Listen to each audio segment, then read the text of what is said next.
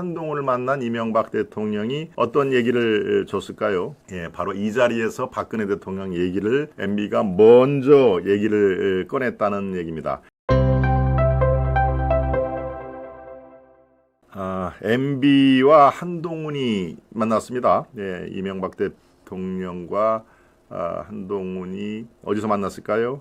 예, 이상득, 며칠 전에 이상득 전 국회 부의장의 별세 소식이 전해졌죠. 그래서 병원의 빈소에서 MB 대통령은 친형님이 돌아가신 거니까 예, 그 빈소에 상당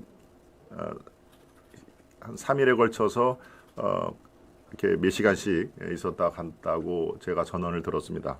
거기에 이제 한동훈 대표가 와서 헌화를 하고 이렇게 예를 갖춘 뒤에 MB 대통령과 얘기를 했는데 그 당시에 박근혜 대통령 얘기를 화제 대상에 떠올렸습니다. 아까 11.6 어제 그저께 11.6을 맞아서 우리 고성국 박사가 현충원에 찾았다라고 했는데 올해가 아니라 작년에는 저도 같이 갔었습니다. 그래서 주최 측 민족중흥회에서 자리 배치를 또 하필이면 고성국 박사 바로 옆에 저 김동원의 그때는 이제 아시아투데이 부사장으로 그리고 제가 맡고 있는 단체의 회장 자격으로 거기를 갔습니다만 바로 고성국 김동원 이렇게 외빈석에 앞줄에서 배치가 됐었습니다. 그래서 한참 이렇게 환담도 하고 그랬는데 이번 어제 그저께 11.6은 제가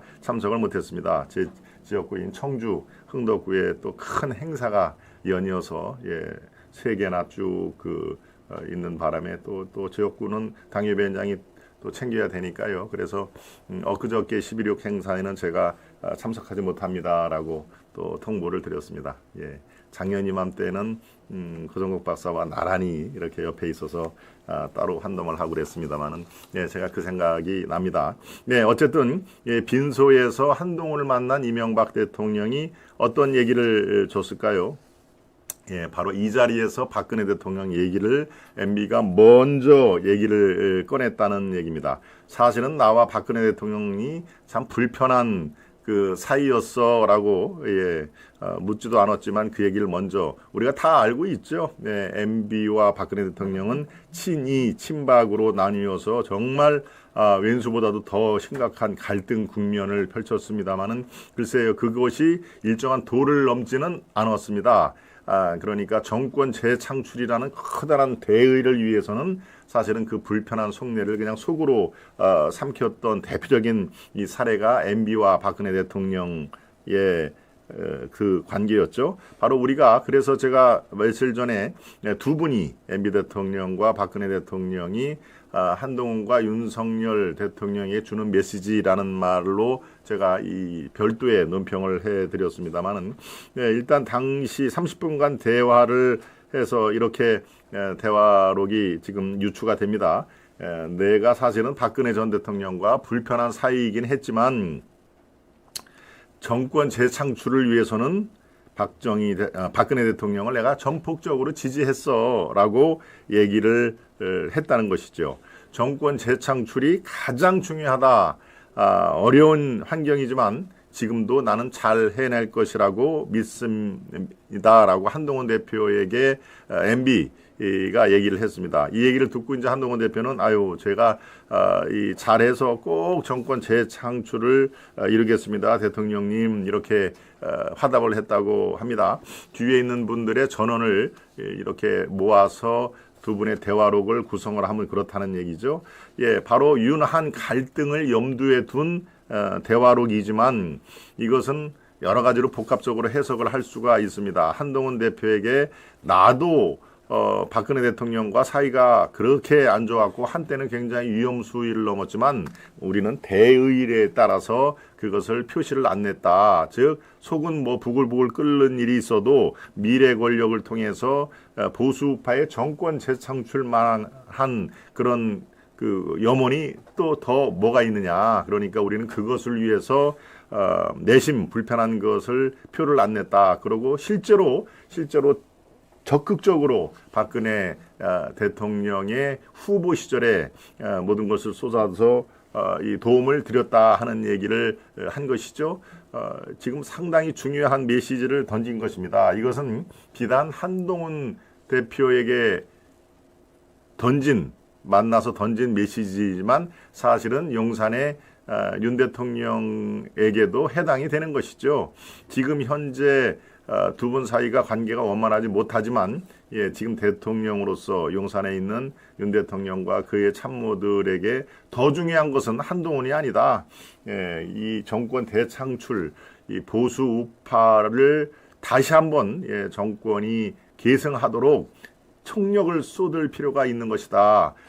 거기에 윤한 갈등은 사실은 부차적인 것이고 그것이 눈 녹듯이 사라지게 하려면은 정권 재창출이라는 가장 중요한 이 목표의식을 공유하는 것이다 라는 메시지를 한 것입니다. 한동훈을 만나서 얘기를 했지만 당신에게도 이 말을 던져주고 싶지만 저 사진이 나오죠.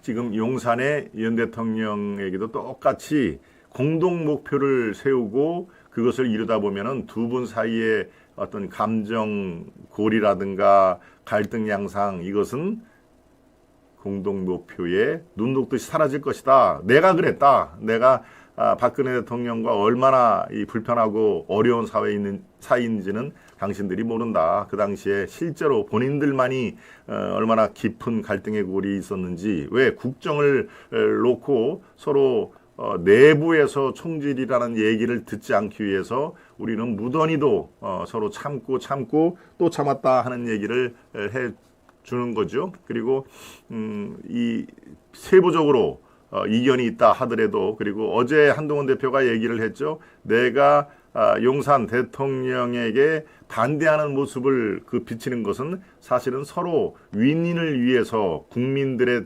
눈높이를 맞춰주고 서로 공생을 하는 그런 차원이다.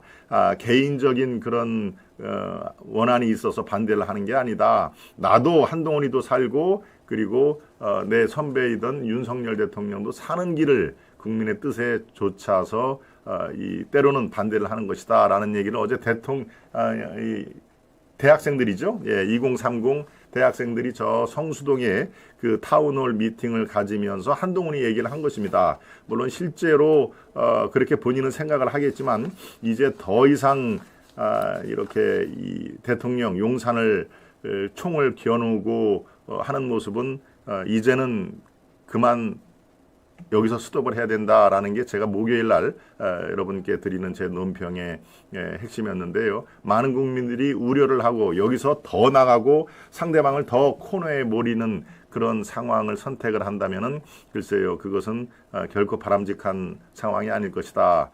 저 제목이 나오지요. 한동훈의 최종 선택은 바로 내부 총질이라고 국민이 느끼지 않도록 해야 되는 것이다. 그리고 그 총질은 총이 됐던 칼이 됐던 그 총의 총구는 이 두 분의 공통적인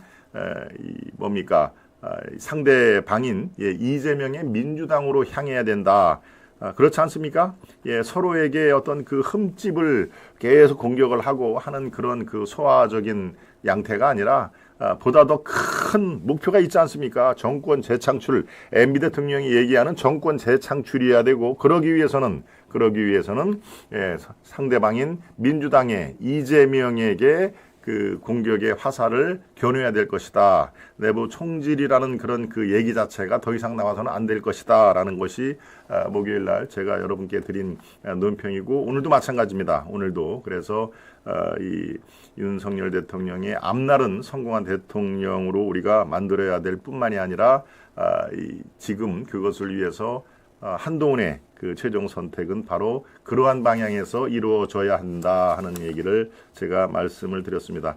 MB 대통령이 글쎄요, 재임 시에는 그렇게 폭넓게 지지를 얻지를 못했습니다만은 이미 이제 퇴임한 대통령으로서 이렇게 이 정도의 국가 원로가 지금 많지가 않습니다. 그러니까 한동훈에게도 쓴소리를 할 수가 있고 또 윤석열 대통령하고도 만나서 티타임을 하면서 또는 식사를 하면서도 쓴소리와 함께 자기 경험담을 얘기할 수 있는 저런 그 국가 원로의 한마디 한마디는 바로 우리가 곱씹을 만하다 하는 말씀을 제가 드리겠습니다.